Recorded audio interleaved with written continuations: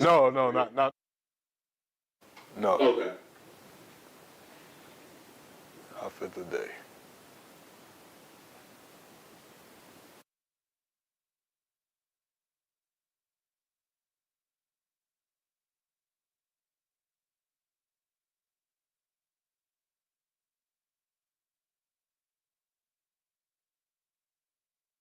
Fashion, art, music, or simple lifestyle. We bring you the best the Black community in Ottawa has to offer, and so much more. And better yet, do you have a project you need help with? Well, look no further. We provide equipment, studio, and office space, as well as a team of dedicated individuals to help you bring those ideas to life. So don't wait. Check out our new website at biamedia.ca for more information on how to contact us and start creating today. BIA Media, your media, your way. All right, everyone. Greetings. Good morning. Welcome to our 5th session in our course, Sheroes of Resistance, the Women Who Fought Back. So we're moving through the course. We're moving through history. We're talking about right now the period of enslavement and resistance to it. Last week, we talked about the enslavement primarily in the Caribbean, and we talked about the resistance of women that primarily came out of the Akan cultural group, meaning folks that came from what's now Ghana, region of Africa. We talked about Nani and the Maroons. We talked about various rebellions in Berbice and other places. And today's focus will primarily be on the Haitian Revolution, the most important resistance to enslavement during this period, because it's the only one that was completely successful, eliminating enslavement and creating a new country, an independent African nation called Haiti. And that's exactly what it is. And we'll talk about why it's an African nation today. But in addition to that, we're going to also talk about how the reverberations of the Haitian Revolution, the aftermath, led to African women in other parts of the Caribbean and in North America violently resisting enslavement as well.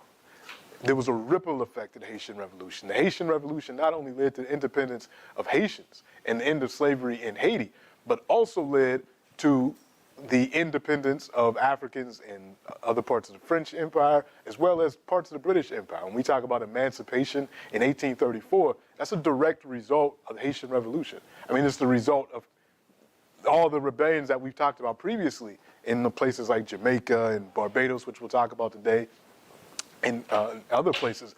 But it was intensified from the success of the Haitian Revolution and the sisters that played a key role in it. None of these revolutions, none of these revolts, whether successful or unsuccessful, would have worked at all without African women. They are key aspects. They're not just tangential to these things. They are key elements to the success of revolutions and rebellions. And Haiti is no example. So we're going to spend a lot of time talking about that today.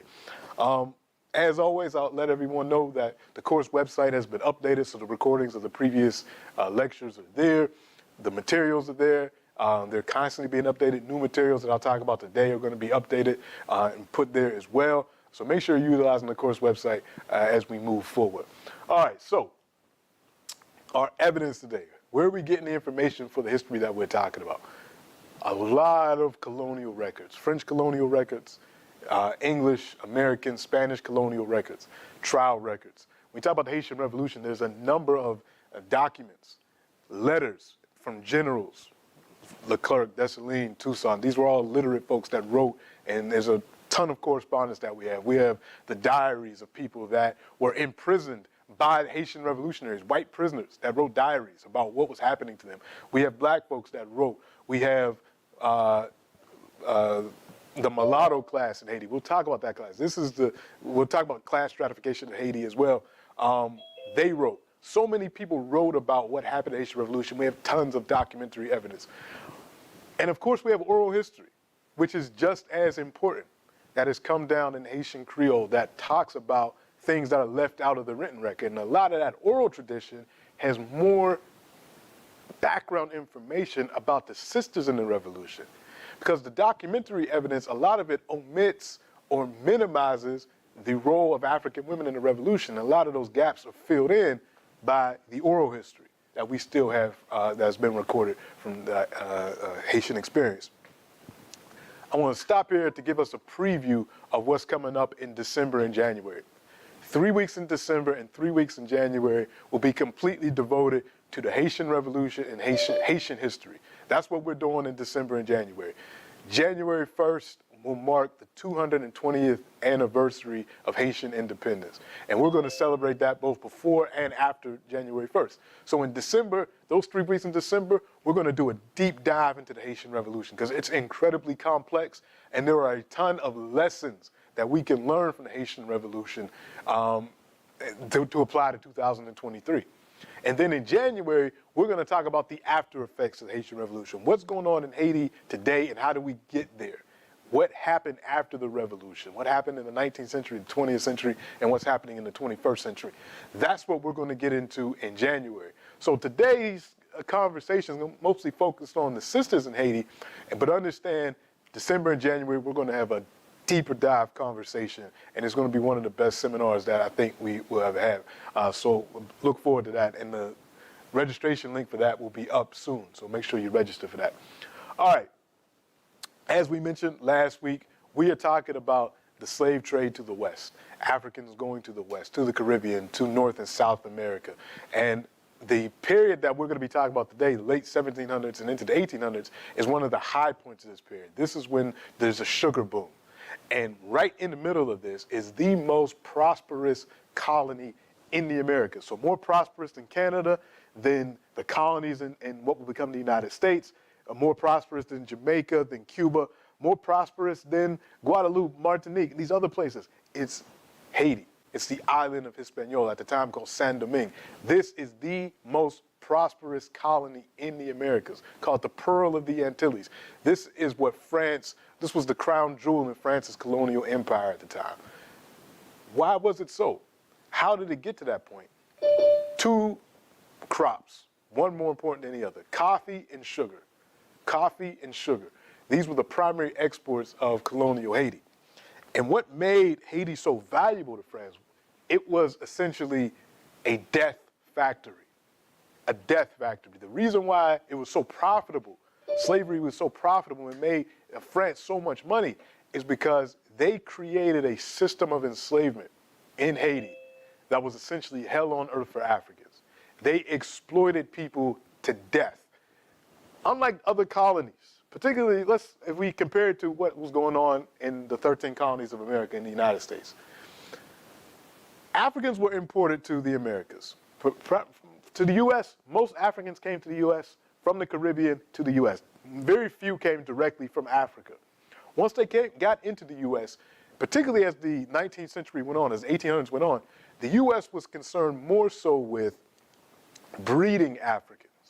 So having a slave population that reproduced itself. So you had Africans that had families and have generations and generations of people that were enslaved. Haiti's the direct opposite. The planters in Haiti imported Africans, worked them to death, and imported more Africans. They weren't necessarily preoccupied with Africans reproducing themselves.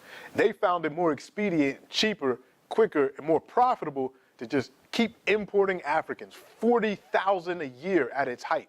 40,000 Africans coming from the continent into Haiti to be worked to death, lifespan very quick, tortured, and there were always a preponderance of Africans, more so than Europeans, so way more Africans than Europeans.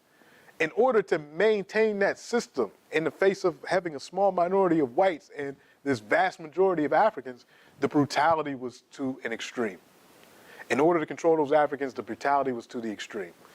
The social stratification that was created in Haiti made it so that you had a group of free Africans that had a sense of entitlement over the masses that were being imported into Africa. Imported into Haiti. You had a class, the mulatto class. So white men having black sex slaves produced a mulatto class of children. They were given a more privilege over the rest of them. Of course, they would never be equal to whites. And there were also 2 classes of whites. There were the grand whites, the big planters that owned all the money. Then there were poor whites in Haiti. But even that class had more rights than the mulattoes. and the mulattoes had more rights over the free Africans, and everybody had more rights over the masses of Haiti, the enslaved Africans, that most of whom came directly from the continent. Something like 65 to 70% of the Africans present in Haiti had come directly from the continent.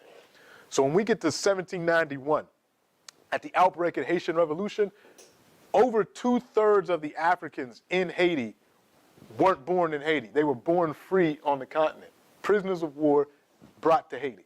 That's a really important demographic point when we talk about the Haitian Revolution.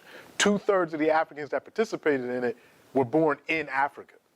So this is what the Africans were brought to in Haiti. A system of brutality that was unequal throughout the rest of the Americas. Work you to death, import more Africans. So if you're coming into a system like that, the only option that you have is to fight. There is no other option. There is no other alternative because they're planning on working you to death. So you can either go to death sheepishly and just work and die, or you can fight. And again, most of these Africans came out of a context of war back home anyway. They were captured in war, or they were war prisoners. So fighting was not unknown to them. So this is the circumstance, this is the context that we're dealing with when we talk about Haiti. One of the key areas where Africans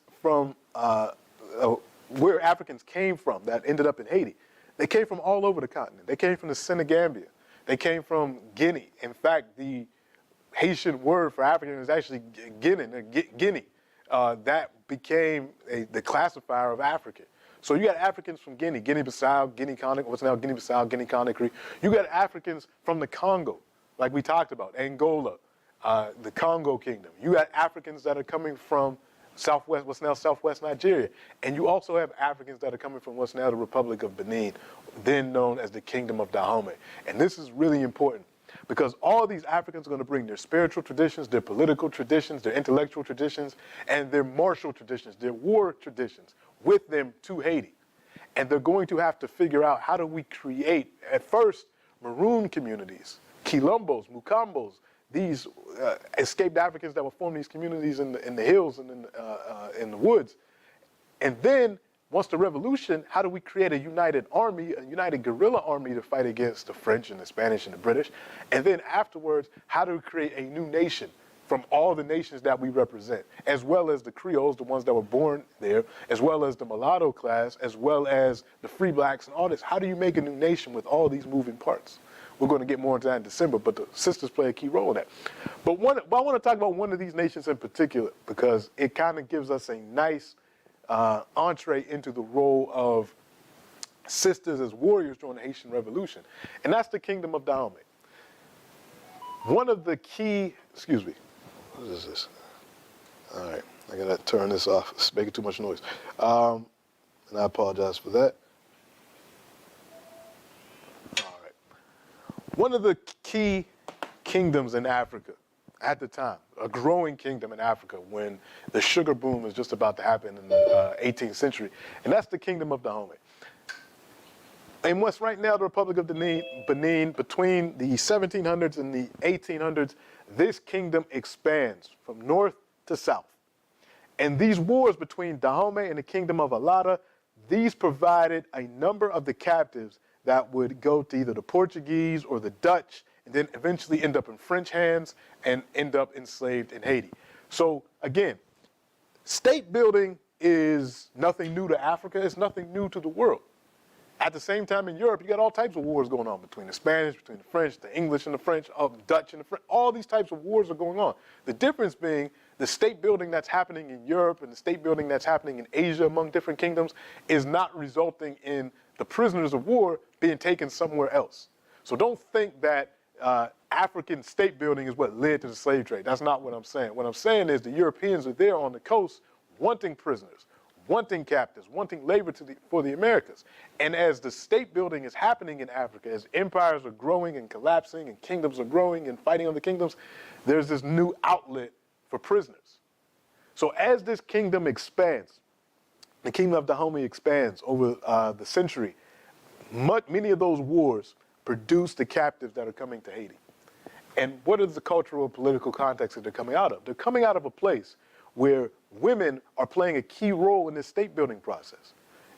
one, in the position of Queen Mother. We talked about Queen Mothers in the Ashanti Kingdom. We talked about Queen Mothers and female rulers in the Kingdom of Congo, the Kingdom of Ndongo. We talked about Queen Njinga. We see the same thing here. Again, many of these African kingdoms, you have a king, you have a Queen Mother. You have female rulers, female political leaders, female military leaders, all emerging at this time.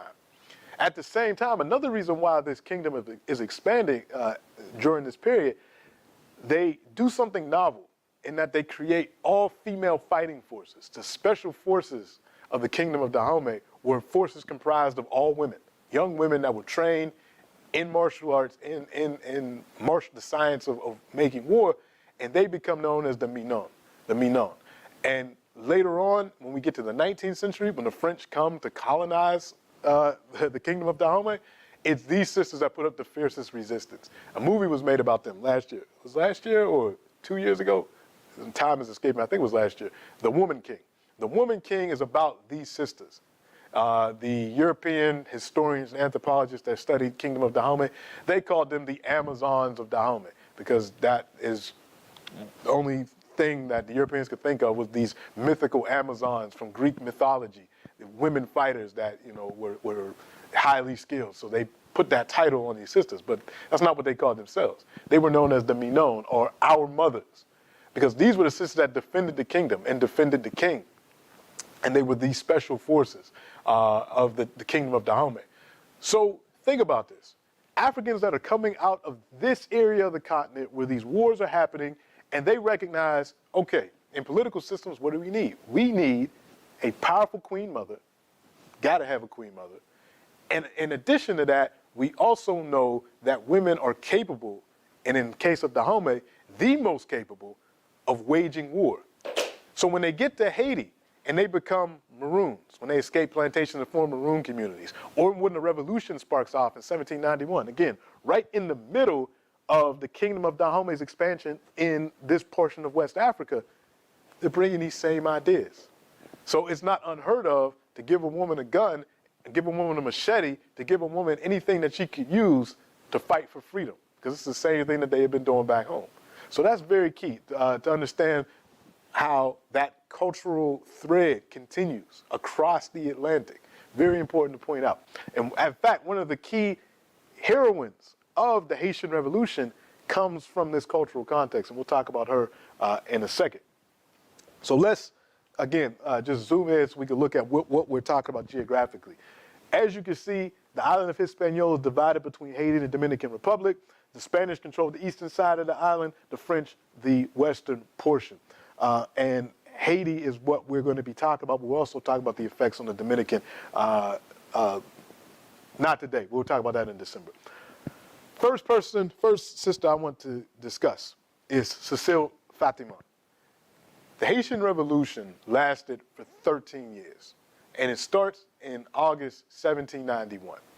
And it starts at the Bois Cayman ceremony, one of the most important events in African world history, because it's at this ceremony that it's decided that the revolution is going to begin. Now, this is not the first time Africans had revolted in Haiti. We go all the way back to 1521 on the Dominican side of the island, but Africans had been revolting on this island since the days of Columbus's son. Africans had been revolting. They continued to revolt. They would run away into the mountains, that mountain range that separates the Haiti from the Dominican. That was a key area for Maroonage. So there had always been revolutions and attempted revolts. Probably before 1791, the most famous had been the revolt of Mackandal's revolt, where he was going to poison all the whales and kill all the whites and all this. And when Mackandal was going to be executed, he vowed he was going to return. And many people think he returned, his spirit returned in the general Jean-Jacques Dessalines. We'll talk about him in a second. But even in Mackandal's revolt, sisters played a key role as organizers, as folks that were going to handle the poison and do all these things. Sisters played a key role in that. So when we get to the Bois Cayman ceremony, you have two officiants. This is a political ceremony, it's a military ceremony, and it's a spiritual ceremony, all wrapped up in one. One of the officiants is a man named Boukman Doti. Boukman, we know, came from Africa, probably from Guinea. There's some reports that he might have been a Muslim, but he was one of the practitioners. He was one of the officiants of this ceremony. The other was a voodoo mambo named Cecile Fatima. A mambo is the spiritual leader of a voodoo community and someone that communicates with the ancestors and with the spirits. So what's happening in Haiti at this time is also a combination of those different spiritual systems that are coming from the continent. So again, you got Africans that are coming from Angola, that are coming from Congo region, Africans that are coming from Guinea, Africans that are coming from Dahomey, Africans that are coming from Yoruba-controlled areas. And they all have their own understandings of the spiritual world and how that spiritual world interacts with our material world.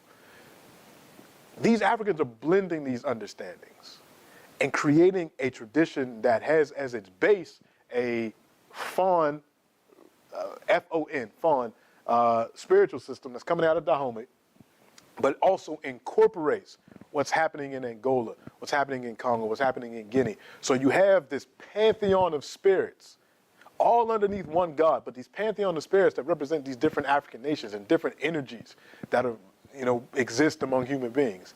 Energies for war, energies for love, energies for revenge, energies for cooperation. All of these things are represented by these different loas. And in voodoo, they're called loas, these different spiritual entities that represent these different ideas that can be connected to people and personages. And people can be possessed by these energies.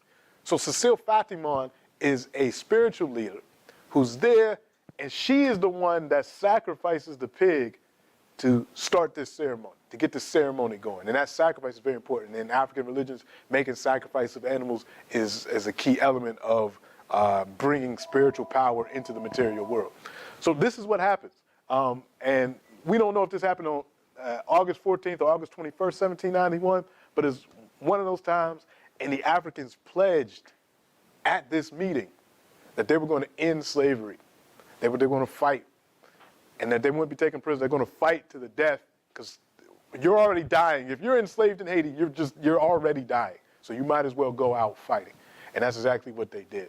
And there's a famous, this comes out of the oral tradition and is even written in histories. This is apparently what Boukman said during the ceremony. He said, "The good Lord who created the sun, which gives us light from above, who rouses the sea and makes the thunder roar, listen well. All of you, this God, hidden in the clouds, watches us. He sees all that the white man does. The God of the white man calls him to commit crimes. Our God asks only good works for us. But this God who is so good orders revenge. He will direct our hands. He will aid us. Throw away the image of the God of the whites who thirst for your tears, and listen to the voice of liberty which speaks in the hearts of all of us." This was put in the mouth of Boukman. So after this, the Africans revolted. Plantations were set on fire. Brothers and sisters, men and women attacked the plantation owners. They destroyed the implements of the sugar refineries and all. This was a total revolution. When this happened, we get about 3 years afterwards, 1793, 1794, and the destruction is so much that slavery is ended in Haiti. By the time we get to 1793, it's done. Not independence, slavery though. It's still a French colony, but the French are so beat up that slavery is over. By the time we get to 1794, the slavery has to be abolished. The planters can't sustain it anymore. So that phase of the struggle is a victory. The Africans obliterated slavery. But then the new leader comes in France, Napoleon. Napoleon's fighting a whole bunch of wars in Europe. He's seeing the production out of Haiti is not sustaining the things he wants to do. He wants to reinstitute slavery in Haiti. By reintroducing slavery in Haiti, the next phase of the struggle begins. And the stage now is to make sure that Napoleon and his general Leclerc aren't able to reinstitute slavery, and then ultimately that struggle transforms into one of independence. Because at this time, the leadership has changed. And we're going to get into this in December, but the leadership has changed. The first leaders of the revolution, people like Cecile Fatimon, John Francois, George Bissau. These are some of the early leaders of the Haitian Revolution. Have changed to other folks that have joined later. People like Toussaint Louverture, who joined later, who was a free African at the time that the revolution started. So you have this change, but now the fight takes a different dynamic when Leclerc enters the picture and others enter the picture. And again, sisters are fighting this whole time. You got sisters like Suzanne Belair, who was married to Charles Belair, one of the lieutenants in the army. She actually gets to the rank of lieutenant herself. And she's fighting against this invading French army. And in fact, the oral tradition has this. She's actually captured with her husband, Charles Belair. And we'll talk about the circumstances of his capture in December. But they're captured, and they're going to be put to death by the French. As they're being led to execution, two things happen. One, her husband starts crying, and apparently, according to oral tradition, she actually slaps her husband and says, "What are you crying for? It is a joy to die for liberty, to die for freedom. Like, what are you crying for?" The second thing is, the French wanted to use the guillotine on her. She said, and her husband was going to be shot by firing squad. She said, "No, I want to die like my husband." And she was honored in that request, so they didn't bid her. And her husband was shot in front of her by firing squad, and then when she stepped up, they said she had no fear. And she didn't even put a blindfold on. She wanted the people to see that she wasn't afraid of death, and she was put down by the firing squad. But this is all after an amazing career that saw her rise to the rank of lieutenant. That's her on a banknote in Haiti. I think this came out in the past 20 years, this $10 banknote with her image on it. So you had sisters like her. You had, during this war, sisters had to fight. There was no getting around it, because when Leclerc comes to Haiti, the fighting gets so intense that he comes to this conclusion. He says, "We must destroy all the Negroes in the mountains, men and women, keeping only infants less than 12 years old. We must also destroy half of those in the plain. Without this, the colony will never be quiet." This is 1802. This went from a war to reimpose slavery to now essentially Leclerc calling for genocide. So the Africans knew, all right, all bets are off. We got to fight. And when we talk in December about the Haitian Revolution, this was one of the most violent events in world history, because this was a fight, again, against extermination. So sisters have been fighting this whole time, but now they're definitely engaged in the struggle because they have no choice to be. There's no choice to let the men fight and stay home. At this point, 1802, the Haitian Revolution had been going on for 11 years. A lot of the men have been killed. So by the time we get to Haitian independence in 1803, the vast majority of the population are women. Because of what the fighting had done to the male population. So the people that get the keys to this new independence of Haiti, the leadership may be men, but a lot of the heavy lifting was done by sisters. Very important thing for us to point out. So you got sisters like Grand Toya, also known as Victoria Montu, who was in tradition an aunt to General Dessalines, and also one of the fighters in his troops. She is reported to have come from the kingdom of Dahomey, again, with that tradition of very strong, very highly trained female warriors. In some traditions, she even trained Dessalines when he was a child. So very important figure. We wouldn't have the ferocious first independent leader of Haiti, Dessalines, without Grand Toya. One of the French writes this: "This small number of rebels under the command of Toya," so she commanded her own forces, "was quickly surrounded and taken prisoner by the regiment. During the struggle, Toya runs away, pursued by two soldiers. A melee took place between them and Toya. One of them was seriously injured by Toya, and the other, helped by a few other soldiers who arrived in time, took Toya as a prisoner." So this short passage tells us a lot. That this sister, one, commanded her own troops. She commanded her own troops. She was under the command of Dessalines, but she had her own troops that followed her. In the process of fighting the French, her troops are surrounded, and then she makes a break for it. And then when they send two grown men after her to fight, two grown men, one of them is seriously injured. So she runs away, two grown men go after her, one of them gets seriously injured. She takes him down, using some type of martial arts or whatever it is she's doing. She takes him down, and it took reinforcements for the other guy to even capture her, and they still captured her alive. She's able to break out of prison, and continues fighting. She's one of the people that survives into Haitian independence. Grand Toya, very important figure. Not a lot written about her because, again, in the European historiography and even in later Haitian historiography, the role of sisters is not given as much attention. But without this woman, who knows what Dessalines would be? I mean, who knows what the Haitian Revolution would be? Very important figure that we have to talk about. We got to talk about Marie Jeanne, another one of the fighters who was a great sharpshooter, who was able to hold off French troops that were coming against a fort that her and her forces controlled.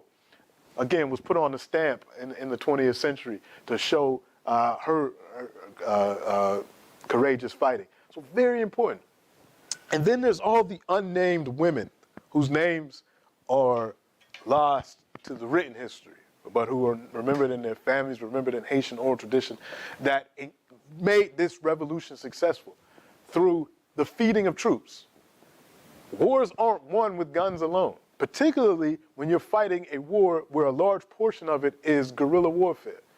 The Haitians were never as armed as heavily as the French that were coming in. Because when Napoleon sent Leclerc, he sent tens of thousands of troops to Haiti. He was trying to really recapture Haiti because, again, he needed the money for his wars of conquest in Europe. So he needed Haiti. So he sent tens of thousands of troops to Haiti. Many of those troops never saw France again. They died from fever and they died from the Haitians killing them. But this is what Leclerc wanted to do. And they were heavily armed. Now, the Haitians, for their part, were able to get arms, from the French that they captured and killed. They were also able to put the Spanish against the French and the French against the British and get arms that way, playing off of European tribalism. Because, again, Africans are really smart at doing this, very strategic. So playing off European tribalism, they were able to get guns and things like that. But for the most part, they're fighting a guerrilla war, meaning they have to use the terrain. They have to use the land. They have to rely on the things that are around them. And one of Toussaint's strategies was, we're going to destroy farms and plantations. That way, when the enemy comes, there will be no supplies and food for the enemy. But when you do that, what do? You have to retreat back into the wooded areas, back into the inaccessible areas, and somebody has to grow food for your army to eat. Because if you destroy the food, so that's one of the things that sisters did. Sisters grew the food. They supplied the army, the forces, with food, feeding the troops. Espionage. A lot of the fighting didn't just take place in the countryside. You had urban fighting, and you had communication that was key to any successful revolution is to control the communication and to get information from your enemy. So you had these French troops and French officials and either folks that had betrayed the Haitian Revolution that sided with the French in these major cities. And in those cities, you had women that worked in the market, which many women still do in Haiti and other places in Africa today. They run the markets, so they're able to hear things, observe things, see troop movement, be able to identify how many troops are going here, what's going on, these things, and get that information out to the rebel leaders that were fighting.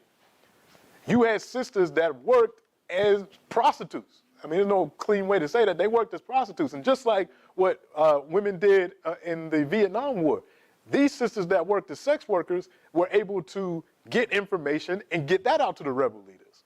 So espionage was a key element of the role that sisters played in the Haitian Revolution.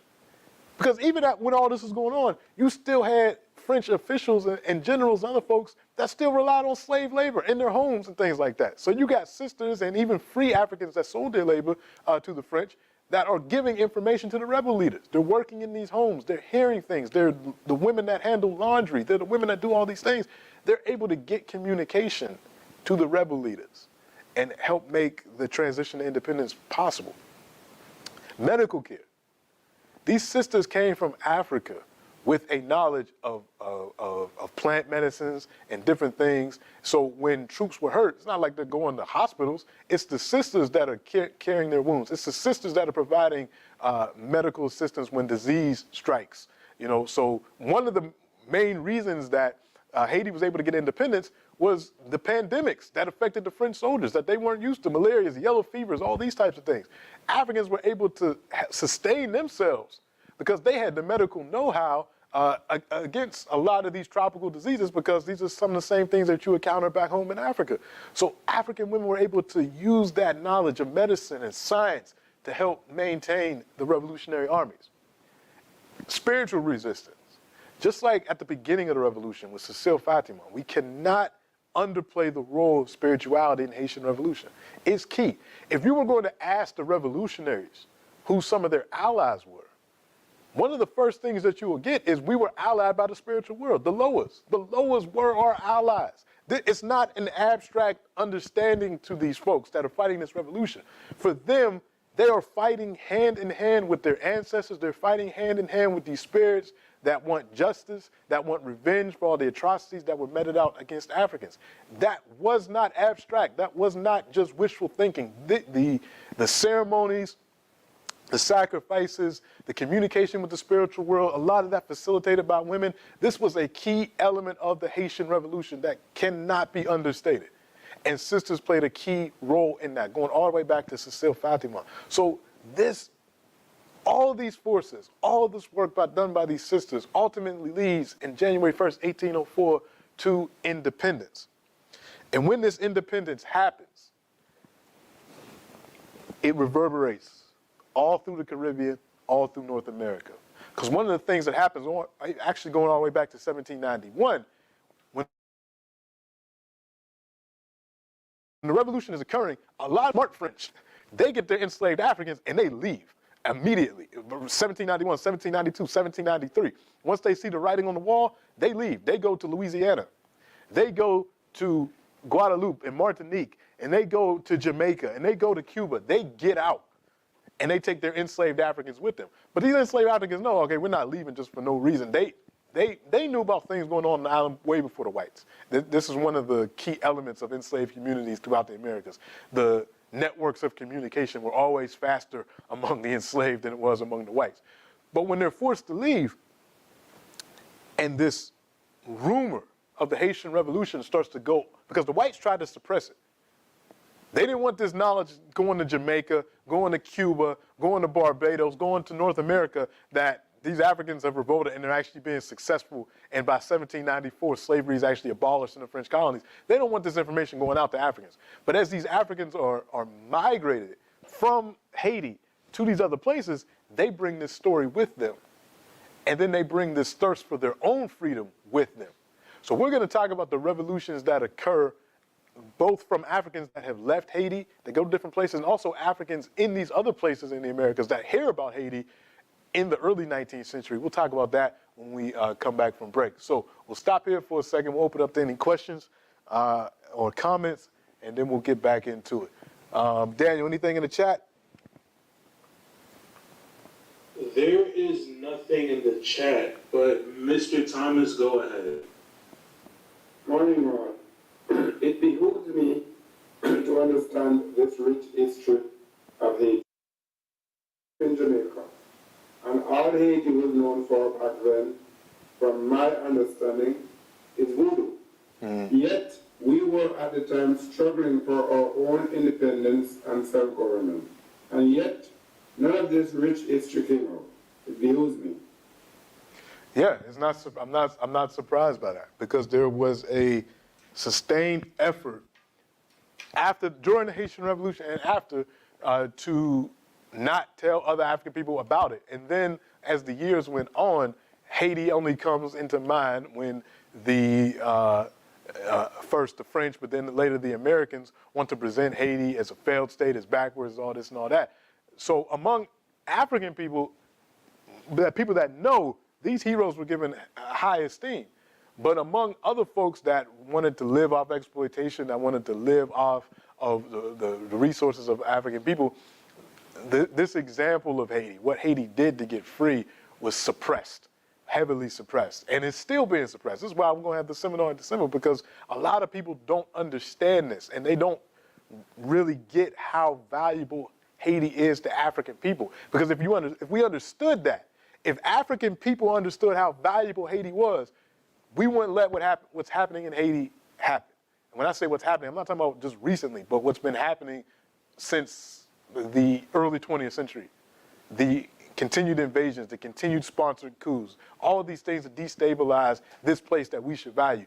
We should value Haiti the same way people internationally value the settler state of Israel. This is how much we should value Haiti. We should value Haiti with that regard because it is that important to African people.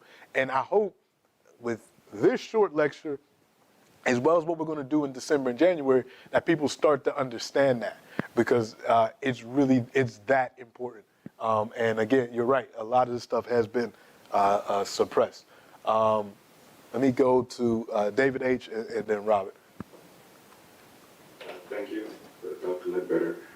So if I'm understanding correctly, Haiti is the framework or the example that many people could use as the model to get together and infiltrate, set up resistance, because it's already been done and done successfully.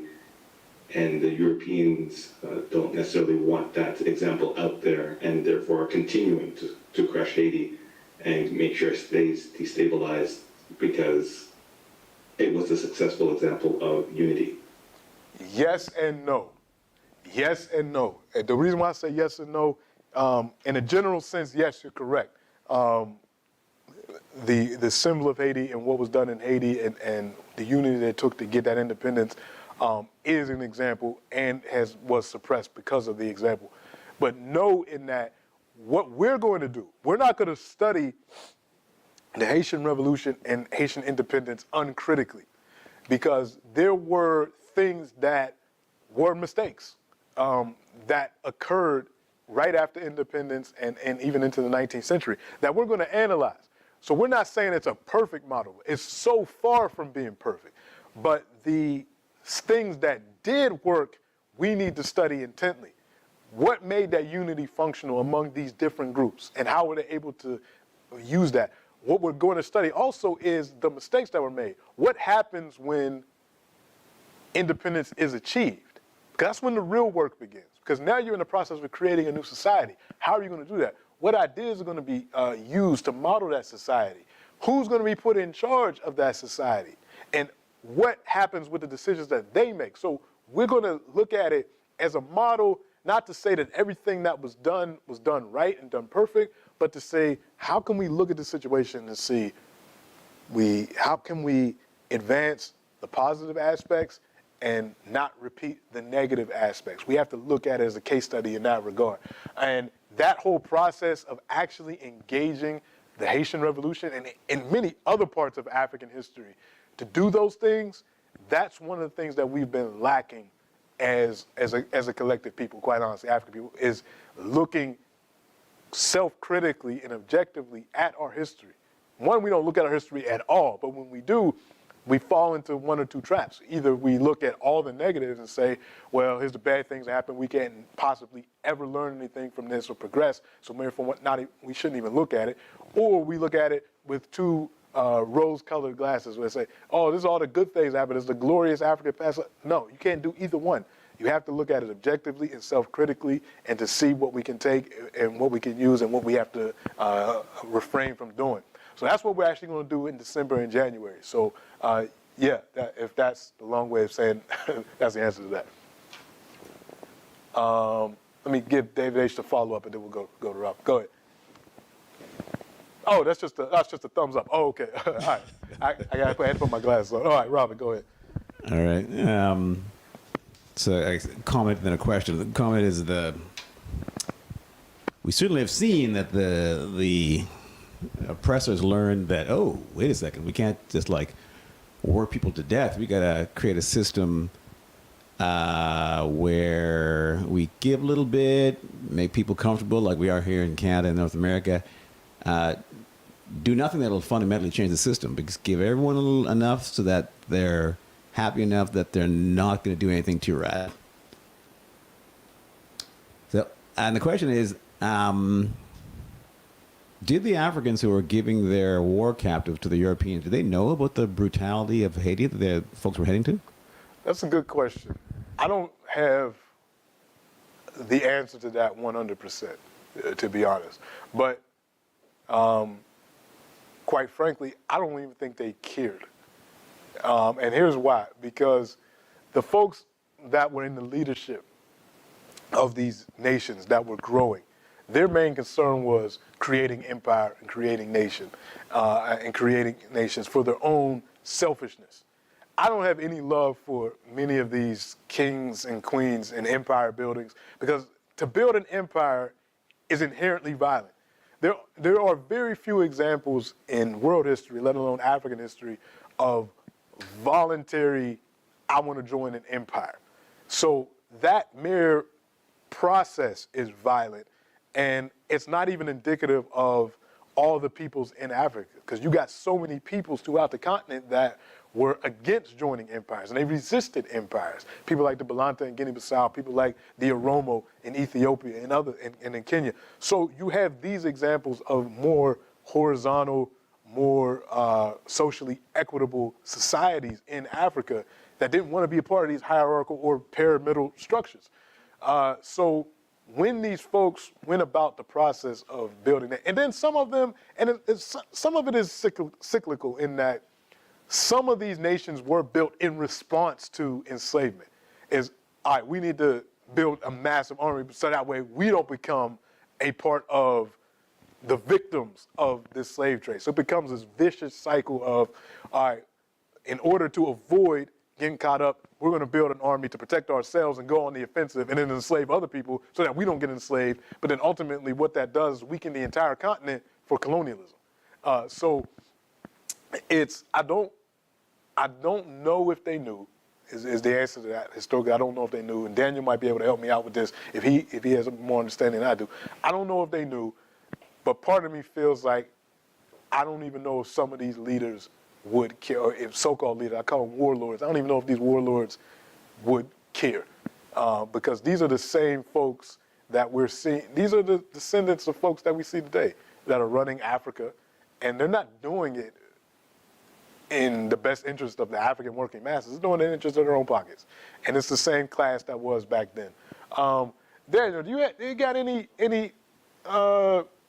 insight on this? Because I can't think of anything. Could you explain the question? Yeah. What Rob is asking is, do we think that African leaders that sold their captives to Europeans knew what they were sending them to? In Haiti, yeah, in particular to Haiti. No, I do not think that they had a way of doing that. I think that is underscored by formerly enslaved Eden from Nigeria named Olata Equiano, who wrote a biography where he talked about how drastically different the conditions of enslavement were in the Americas versus in West Africa.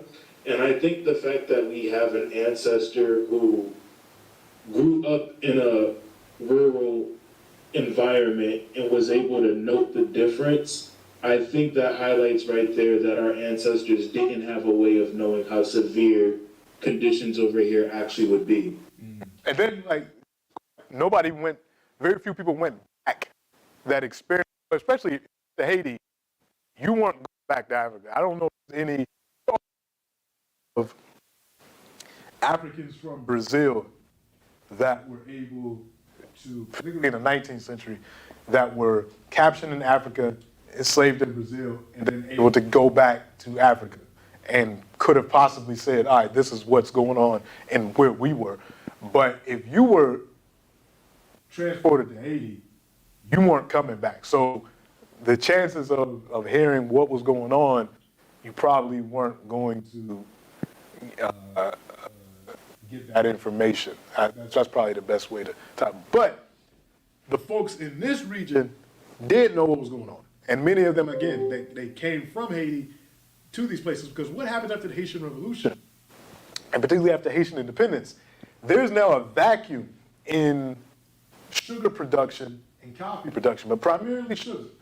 So now the British are looking at this and saying, well, here's our opportunity to take control of the sugar market in Europe. because the French had dominated it because they had this death factory called Haiti, or Saint-Domingue, and that was putting out all the sugar. So now with that out of the way, Cuba wants to step up, and this is controlled by the Spanish. The Jamaica wants to step up, which is controlled by the English. Barbados wants to step up, and even the nascent United States to step up its sugar production to make up for the money that this new, hole in the market that the lack of production coming out of Haiti is producing. So in order to do that, they need to import more Africans from the continent themselves. And they need to because sugar production is incredibly labor intensive. So in order to get people to do that, you need to step up your brutality as well. Coffee, you can kind of grow coffee and kind of walk away, and it doesn't take that much. So that's not as labor intensive as sugar or something like cotton, but sugar is. So in Jamaica, in Cuba, in Barbados, in Louisiana, other places, you start to see more repression. You start to see more Africans being imported. In addition, the repression also kicks up because they don't want a repeat of the Haitian Revolution. So all types of new laws, all types of new things are being done to limit the exposure to the Haitian Revolution and for any Africans to get any ideas. But the problem is, this kind of backfires, because if you increase repression, you also increase resistance. It's like what you said, Robin. And I mentioned this a couple of weeks ago, Africans during enslavement, although the Europeans thought of them as property and as animals, basically, that could be anything that could be done with them, the Africans never thought of themselves as property. Africans never thought of themselves as animals. So although they're enslaved, they expect a particular type of treatment. Even if it's completely inhumane in terms of our standards and everything else, Africans expect it. All right, if you say we got to work 6 days a week and you're going to give us this amount of food and this is what's going to happen, we expect that. So the minute that you start to say we're upping the work, we're lessening the food, we're doing these things, then Africans say, all right, well, we've been putting up with this up to this point and trying to survive and raise families and do these things. Now we don't have no choice but to revolt. So even in those conditions, Africans expected a certain amount of treatment. So this is going to blow up in the beginning of the 19th century, and it's going to lead to independence. Every year we have Emancipation Day. And the way it's presented sometimes is as if the British, through their abolitionists and others, just decided one day that, slavery is wrong, let's end it in our colonies. No, they saw what happened in Haiti, and then they saw these revolts that we're going to mention in Jamaica, in Barbados, and these other places, and the British were the first to say, all right, we need to go ahead and end this. It's only when Africans revolt and do that, all of a sudden, we need to end it and figure out another way to exploit African labor. So, a couple of books that I'm going to mention that kind of you can read. Some of them are new, some of them are old, that talk about some of the things that we'll mention.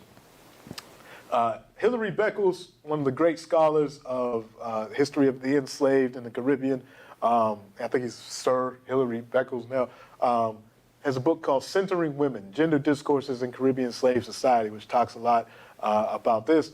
We have Island on Fire, The Revolt That Ended Slavery in the British Empire by Tom Zollner, which deals with the Christmas Rebellion in Jamaica, also known as Sam Sharpe's Rebellion in 1831 in Jamaica, and also American Uprising, The Untold Story of America's Largest Slave Revolt by Daniel Robinson.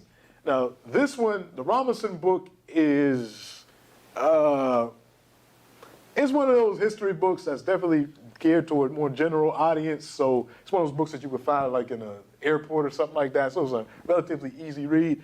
But it deals with a revolt that happened in the U.S. that most people aren't even familiar with. And most people might know Nat Turner. They might know Gabriel Prosser and Denmark Vesey. But the largest actual slave revolt happened in Louisiana in 1811.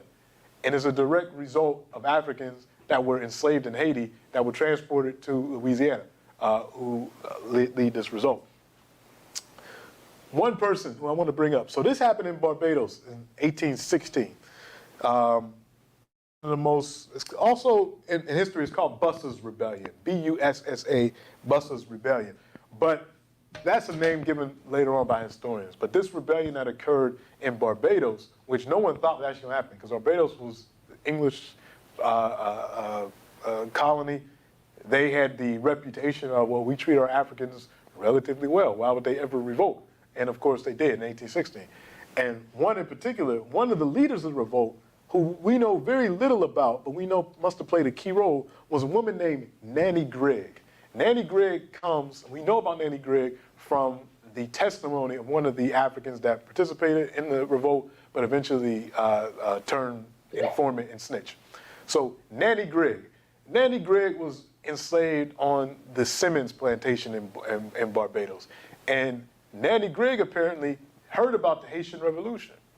And in the process of organizing people for the planned rebellion in Barbados, she said this: the only way to obtain freedom was to fight for it. And she based this off her understanding of the Haitian Revolution. She said, we got to be like the Haitians. We got to burn this thing down. We have to fight for it. This is the only way that we can do that. So she was one of the, we don't know what happened to her. We don't know if she was killed during fighting. We don't know if she was killed in the aftermath, because this rebellion ultimately failed, but it shook the British, because they didn't expect this to happen in Barbados. Barbados was like, oh, this is the place that we treat them pretty well, so why would they rebel in Barbados? But Nanny Gregg,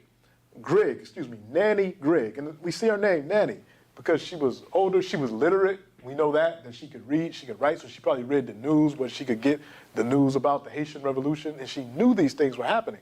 So she's one of the key organizers in this rebellion.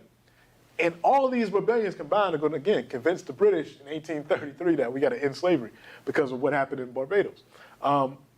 In Cuba, in the 1840s, and actually even earlier in Cuba, in 1812, you have a guy named Jose Aponte who had planned a rebellion. He was actually a free African who had planned a rebellion in Cuba, again, influenced by the Haitian Revolution. And he, alongside a number of influential women and men in his community, planned to end slavery in Cuba. And one of the things that he did, he drew a book. He had a book, because most of the enslaved Africans weren't literate. So he had a book of pictures that he drew. And he drew pictures of Toussaint L'Ouverture and Dessalines and Henry Christophe. And he drew pictures actually of George Washington as well. People that he considered revolutionary leaders. I don't think he knew that George Washington owned slaves, but he saw them as a revolutionary leader of the American independence. So he had this book of pictures that he was going around showing people and saying, this is what we're going to do, this is how we're going to plan, this is how we're going to lead to independence. A snitch, obviously, or not obviously, but a snitch told on his plans, and his rebellion was destroyed before it could start. But not the same with Carlita and Fermina Lucumi. Whenever you see that name Lucumi in Spanish, this is happening in Cuba, Lucumi means that they came from southwest Nigeria in Yoruba-speaking areas. Lucumi means my friend, or something like that in an old Yoruba language. And so when they heard Africans say this, they put that as a last name, meaning that they came from Yoruba land. So Lucumi becomes a name designating a place in Africa. So these sisters came from southwest Nigeria, and they led a rebellion in Cuba, which was designed to overthrow enslavement. Again, Cuba had become the largest producer of sugar, taking that title from Haiti. So the repression kicked up in Cuba, and the importation of more Africans from the continent to meet the demand for labor also increased after the Haitian Revolution. And Africans resisted more after the Haitian Revolution. Fidel Castro even said, in what way is apartheid different from the practice in effect for centuries? And this is when Nelson Mandela visited Cuba. And when Nelson Mandela came to Cuba, Fidel Castro took him to this monument of resistance that existed in Montaza's Cuba. And he took Mandela there, and he talked about the relationship between Africa and Cuba, between the fight to end slavery and the fight to end oppression in the Americas and the fight to end apartheid. And he said, in what way is apartheid different from the practice in effect for centuries of dragging tens of millions of Africans from their land and bringing them to this hemisphere to enslave them, to exploit them, to the last drop of their sweat and blood? Who would know this better than the people of Montazas, since here in this part of Western Cuba, there were perhaps more than 100,000 slaves. In the first half of the last century, there were as many as 300,000 slaves in Cuba. And one of the provinces that had the most slaves was this one, which was also the scene of great uprisings. For this reason, there is nothing so just or so legitimate as the monument to this rebellious slave who has just been erected in this province. So this is a monument to Carlita Lukumi. And this is where Matanzas is. So again, a lot of the planters from Haiti actually came to Cuba with their enslaved Africans. They joined the Cuban elite that wanted to increase sugar production. And these African women, they revolted against this system. And they planned and they led the revolt, and they used machetes and guns, and they hacked away at the planters. They organized a multi-ethnic coalition in the province. Because again, a lot of these Africans were newly arrived Africans. So you got Fullers, so folks coming from that part of Africa. You got Creoles, you got Gongas. Gongas are folks that are coming out of what's now, I think, Cameroon, in the Matanzas province. So you got all these, and of course, Lukumi, so folks from southwest Nigeria, all coming together, all to fight against slavery. So the women organized this. One of the quotes that we get from the trial record, because again, all these rebellions, there's always a trial afterwards to figure out who was involved, what was the scope of this thing, how do we stop it from happening again? And we still have these records that you can read. One of the people testified that they heard Firmina say, grab the fat white man and hit him with your machete, for he's the one who put shackles on us. So they knew exactly which white folks they was going after. They killed overseers, they killed the mayor, they killed the mayor's assistants, they captured plantations and sugar mills, and they burnt down buildings. And this rebellion happened for a while before it was finally put down by the militias. But this is just one of many uprisings that happened. And you see the role sisters play as organizers, as the actual fighters. There probably was a spiritual element to this as well. And in fact, when the Cubans in the 20th century go into Angola to help the forces that, when we talked about in week 2 or week 3, when we talked about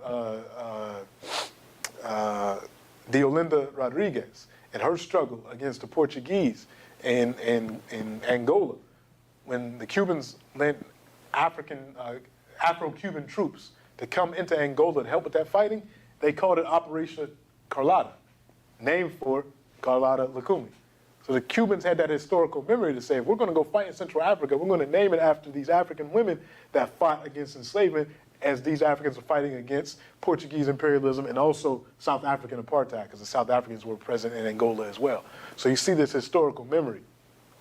All right, we're going to stop there today, and we'll pick up more with the fight against enslavement in North America as well.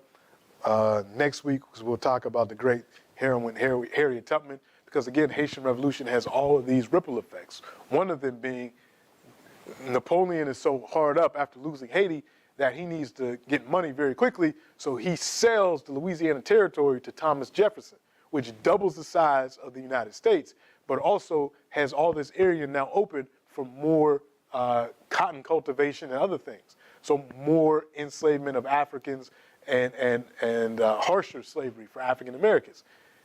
That leads to more resistance on behalf of sisters in what will become the United States. And there's no greater example of that than Harriet Tubman, who we'll talk about next week. We'll talk about a few other folks as well. So we'll stop there today.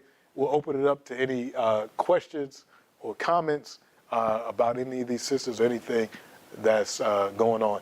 So Daniel, anything in the chat? No, there's no questions or comments in the chat. Any hands? Questions, comments, concerns? All right, Robert, go ahead. And then we'll go to Gina. Actually, let me go to Gina first, then I'll go to Robert. I've heard from Gina. Gina, go ahead. Can you hear me, please? Yeah. I'm not sure. So I just wanted to get a sense of, with slavery to the Arab world before chattel slavery by the Europeans, is the rate of rebellion similar or equivalent? Is what similar or equivalent? Like the rate of rebellion. Yes. Slavery in the Arab world relative to the New World. At first, there's differences, and here's why. Here's where they were similar. At the beginnings of that slavery, we have a major rebellion that happens in southern Iraq, what's now southern Iraq. the Basra Rebellion in 869. 869. When that rebellion happens, it happens when a bunch of Africans are imported into southern Iraq to do essentially labor involving removing salt from an area for agricultural production. So they were trying to do a plantation style slave.